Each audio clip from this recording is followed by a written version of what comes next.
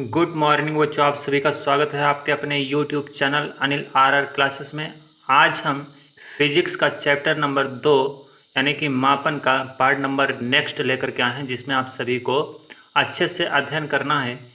आज की वीडियो में हम जो है ना इम्पॉर्टेंट प्रश्नों को लेकर के आए हैं, जो परीक्षा की दृष्टि से मोस्ट इम्पॉर्टेंट है। तो इसलिए आप लोग इस वीडियो को एंड तक जरूर देखिएगा। वीडियो को बीच में स्किप नहीं करना है आप लोगों को, और अंत तक जरूर देखेंगे, जिससे कि आप लोग को वीडियो अच्छे से समझ में आए। ठीक है। और हाँ, अंत में कमेंट करके जरूर बताना कि आज की वीडियो कैसी लगी। ठीक, तो चलिए शुरू करते हैं। प्रश्न कह रहा है कि समीकरण P प्लस ए upon V square V minus b बराबर आर टी में ए तथा वी की विमाएँ ज्ञात करो। तो अब इसमें आपको ए और बी की विमाएँ ज्ञात करना है। तो कैसे निकालना है इसको ध्यान से सुनेंगे। जैसे इसमें P प्लस ए अपन वी स्क्वायर और B minus B equal to R T, ये समीकरण दे रखा है। ये वांडर वाल्स गैस इक्वेशन है या वांडर वाल गैस समीकरण है। ठीक है, इसको याद रखेंगे। तो इसमें आपको मतलब ये निकालना है P प्लस ए अपन वी स्क्वायर। तो कभी भी ये समझ लेते हैं P आपका क्या है। P आपका जो है ना दाब है, A आपका कांस्टेंट है और V आपका आयतन है, और यहाँ पर V आपका आयतन है, B आपका कांस्टेंट है, R आपका सार्वत्रिक गैस नियतांक है और T आपका ताप है यानी कि टेम्परेचर। ठीक है, तो इतना याद रखेंगे। चलिए अब हम बताते हैं। इसमें दिया गया जो समीकरण है वो आप लिख लेंगे एज इट इज, ऊपर से ही देख करके। फिर आगे दे रखा है P प्लस ए अपन वी स्क्वायर जो दे रखा है। ठीक है, तो ये इसकी जो बीमा होगी यानी कि जो इन दोनों के अंदर यानी कि ये जो P है आपका, ये दाब है, और ये इसकी जो बीमा होगी ए अपन वी स्क्वायर की बीमा, ये दोनों आपस में क्या होंगी, इक्वल होंगे। कभी भी तो भौतिक राशियाँ आपस में यदि जुड़ती हैं या घटती हैं तो उनकी बीमाएँ आपस में क्या होती हैं, इक्वल होती हैं यानी कि बराबर होती हैं। तो यानी कि P की बीमा ए अपन बी स्क्वायर की बीमा के बराबर होगा। ठीक है, तो हमने इसलिए लाइन में लिखा है जो कि ए अपन बी स्क्वायर की बीमा बराबर P की बीमा, और P आपका क्या है, दाब है, और V आपका आयतन है। अब यहाँ पर दे रखा है, अब इसको A को आप रोक लेंगे और V स्क्वायर यहाँ पर ट्रांसफर करेंगे तो क्या होगा, A की बीमा बराबर हो जाएगा P इंटू वी स्क्वायर की बीमा, क्योंकि वी स्क्वायर जो है ना इधर पक्षांतर होगा तो गुणे के फॉर्म में आएगा। आगे जो P दे रखा है ना, तो P की बीमा मैंने लिखा ml-1 t-2 और V की बीमा L3 की पावर 2। ठीक है, तो अब यहाँ पर देखेंगे P की बीमा कैसे आई। तो P की बीमा आप यहाँ पर निकाल सकते हैं। तो यहाँ पर देखेंगे दाब की बीमा कैसे निकालेंगे, यानी कि दाब का सूत्र क्या होता है, F अपान ए, यानी कि बल बटे क्षेत्रफल। बल की बीमा क्या होती है, mL-T-2 होती है और क्षेत्रफल की L2। ठीक है, तो यहाँ पर ये L2 इसके मतलब ये कहाँ जाएगा, इनके पास जाएगा, तो घात इसकी क्या हो जाएगी, ऋणात्मक हो जाएगी, यानी कि इसकी जो पावर होगी ऋणात्मक हो जाएगी। तो L⁴ माइनस में जाएगा ऊपर, और यहाँ पर L प्लस का है, तो यानी कि 1 और -2 यदि इसको हम घटाएंगे तो क्या आएगा, -1 आएगा, तो यानी कि L⁻⁻1 आएगा। तो हमने क्या लिखा, mL-1 T-2। ठीक, T-2 ये आपकी क्या है, आ जाएगी बीमा, आ जाएगी दाब की। ठीक है, दाब की बीमा क्या आ जाएगी, mL-1 T-2। तो ये आपको सबको मतलब पहले से याद कर रखना है कि बल की बीमा क्या होती है, क्षेत्रफल की बीमा क्या होती है, दाब की बीमा क्या होती है ना। तो ये सारी आपको मतलब बीमाएँ याद होनी चाहिए। 20 से 25 बीमाएँ आप सभी को याद होनी चाहिए। ठीक है, और यदि याद नहीं है तो याद कर लीजिए। ठीक, तो आगे चलते हैं। तो आगे दे रखा है इसी में mL-1 T-2, और यहाँ पर क्या आ जाएगा, L⁻⁶, क्योंकि L⁻3 की पावर 2 है तो इसका पावर का पावर से गुणा हो जाता है, यानी कि L⁻3 दे रखा है और इसकी पावर 2 दे रखा है तो इसका गुणा हो जाता है, तो यानी कि 3 दूनी 6, यानी कि L⁻6 आ जाएगा, जो कि यहाँ पर लिखा हुआ है। अब इसके बाद यहाँ पर लिखेंगे L⁻6 है और L⁻−1 है, तो ये दोनों घातें क्या हो जाती हैं, जुड़ जाती हैं। तो यहाँ पर क्या लिखा जाएगा, -1 और प्लस का 6 यदि जोड़ देते हैं तो क्या आएगा, प्लस का 5 आएगा। ठीक है, तो यहाँ पर क्या आ जाएगा, ml⁵t-2। ठीक है, तो इस तरीके से इसकी बीमा आ जाएगी। किसकी बीमा है, ए की बीमा है। तो ये आपकी किसकी बीमा है, ए की बीमा, ये आपके आ गई। बी की बीमा होती है वी की बीमा के इक्वल, क्योंकि उसमें दे रखा है वी माइनस बी। ठीक, ये आपका इक्वेशंस में दे रखा है, तो यानी कि जब ये इक्वेशंस में दे रखा है तो यानी कि जो बी की बीमा होगी वही बी की बीमा होगी। ठीक है, तो यानी कि दोनों की बीमाएँ क्या होंगी, इक्वल होंगी। इसके बाद हमने बी की बीमा में बी की बीमा और वी की बीमा क्या होंगी, इक्वल होंगी।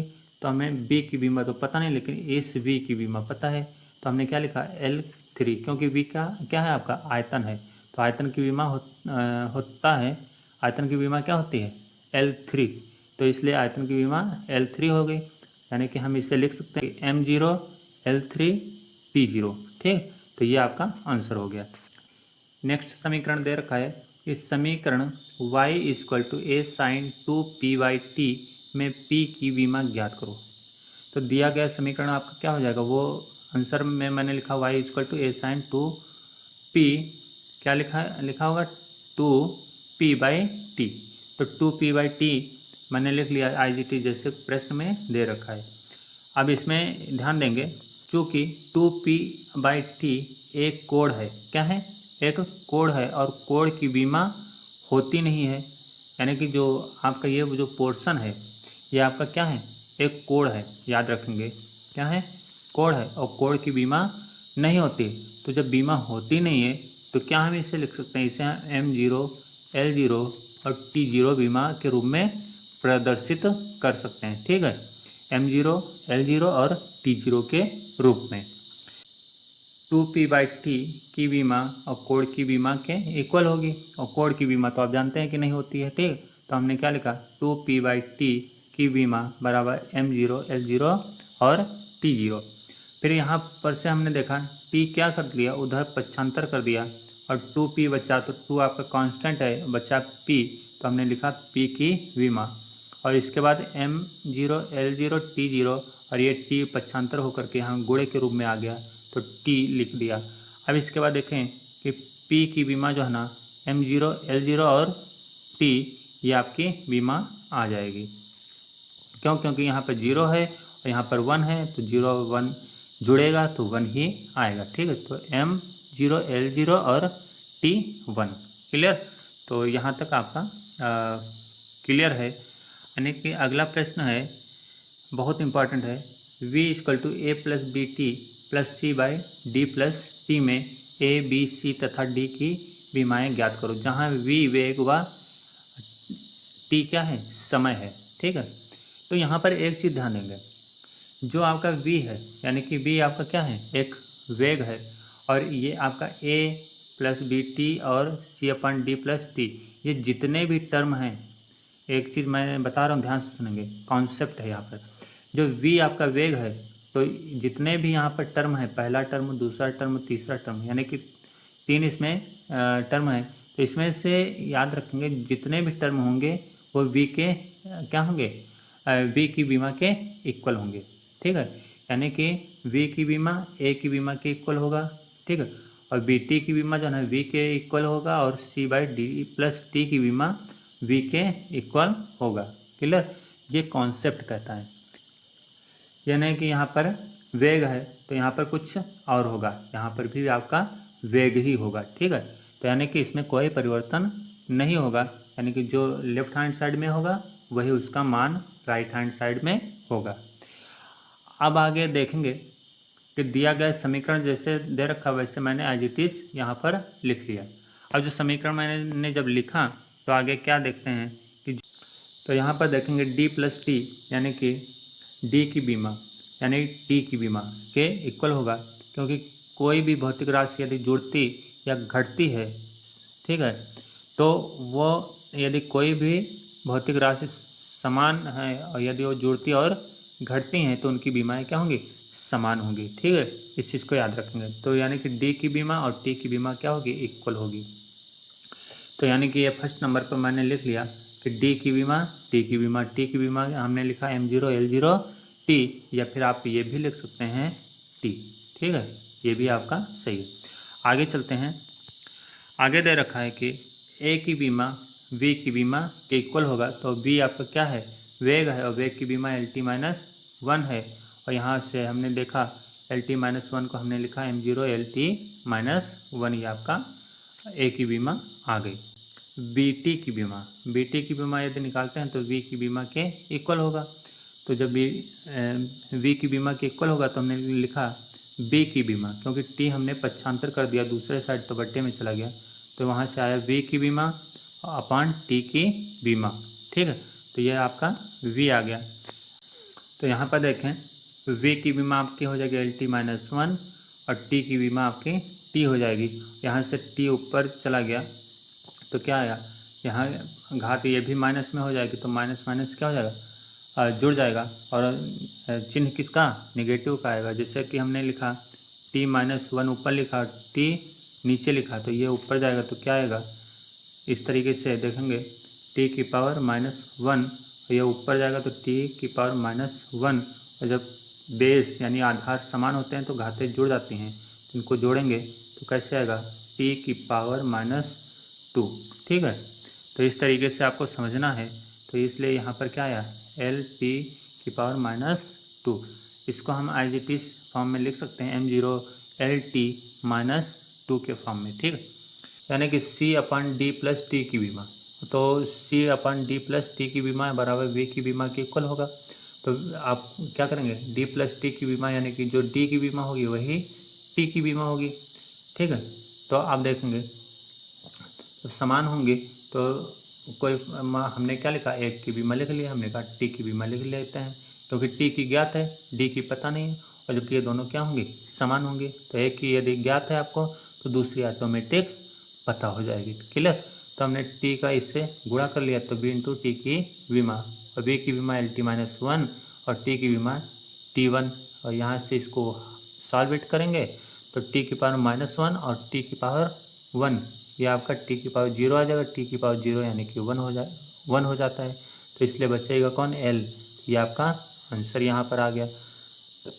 एल को हम इस तरीके से लिख सकते हैं M0 LT-0। Clear, next point है त्रुटि यानी एरर।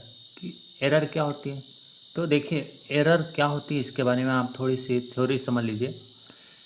एरर देखिए, एरर जो कब होती है, कैसे होती है ना, और कहाँ होती है, तो कहाँ तो बहुत जगह हो सकती है, लेकिन कैसे होती है इस चीज़ को पर आप फोकस ज़्यादा करेंगे।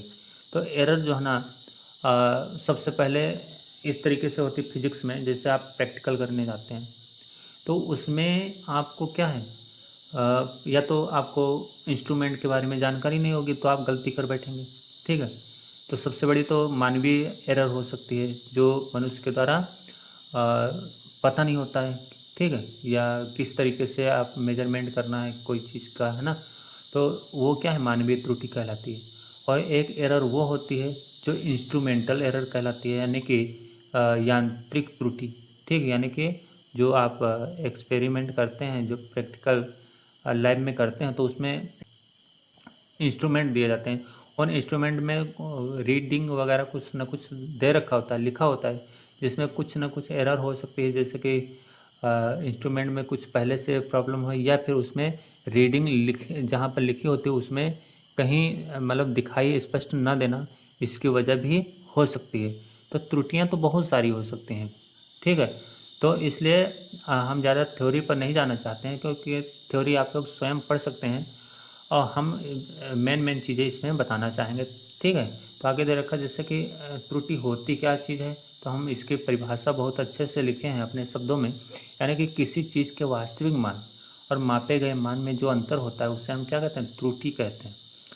जैसे मैंने माना कि तार की लंबाई 5 मीटर है और मापी गई लंबाई कितनी, 4.98 मीटर है, तो परिभाषा के अनुसार यानी कि वास्तविक मान और मापी गई लंबाई, ठीक, तो वास्तविक लंबाई आपकी 5 मीटर है और मापी गई लंबाई कितनी, 4.9 मीटर, और इसको जब घटाएंगे तो क्या आएगा, 0.02 मीटर, ये आपकी क्या आ गई, त्रुटि आ गई। ठीक। तो यानी कि जो वास्तविक मान है, जो वास्तव में पहले से था वो वास्तविक मान, और यानी कि और जो मापी गई लंबाई का मान जो होगा उसमें कुछ न कुछ चेंजेस हो जाता है, ठीक है। तभी वो क्या कहलाती है, त्रुटि कहलाती है। आगे दे रखा है प्रतिशत त्रुटि। यदि आपको निकालना है तो क्या करते हैं, सबसे पहले वास्तविक मान तो मापा गया मान और फिर बटे वास्तविक मान इंटू 100 लिखते हैं लास्ट में। तो इस तरीके से याद रखेंगे।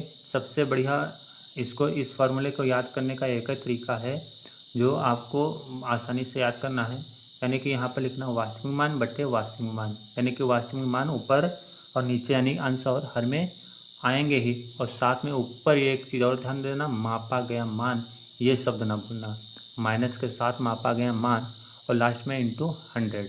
बस यही आपका प्रतिशत त्रुटि का फॉर्मूला है। अब इसके बाद हमने कितने प्रतिशत त्रुटि की एरर की, तो यहाँ पर देखेंगे प्रतिशत त्रुटि 5 माइनस 4.98 बटे 5 और इंटू 100। यहाँ से जब इसको सॉल्वेट किया, क्योंकि 5 में से 4 गया और 5 में से 4.98 गया तो कितना आएगा, 0.02 आएगा, और ये इंटू 100 है, 100 लिखा, 5 लिखा।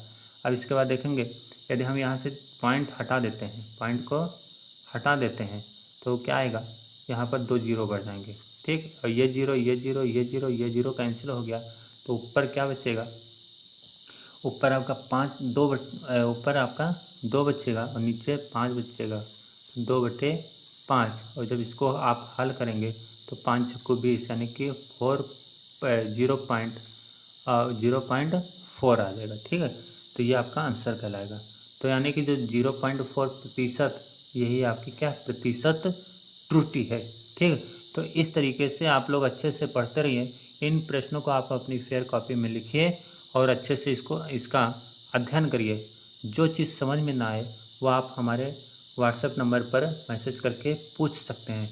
दरअसल बेटा आजकल टाइम थोड़ा सा कम मिल पा रहा है, क्योंकि हम ही जो है ना वीडियो बनाए, हम ही एडिटिंग करें, हम ही मैटर इकट्ठा करें, मतलब सारा कार्य हम ही को करना पड़ता है। और एक वीडियो को बनाने में 4 से 5 घंटे का टाइम लग जाता है। जब वीडियो हमारी 20 से 25 मिनट की बनती है तो 4 से 5 घंटे का वक्त लग जाता है, ठीक है।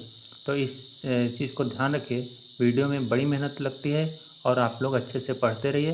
तो थोड़ा सा टाइम भी कम मुझे मिल पाता है, क्योंकि घर पे कोचिंग वगैरह भी पढ़ाना पड़ता है। तो ठीक है, तो आज की वीडियो हम यहीं पर वाइंड अप करते हैं, और कल की वीडियो फिर नेक्स्ट वीडियो हम नेक्स्ट डे लेकर के फिर मिलेंगे। तब तक के लिए नमस्कार बच्चों।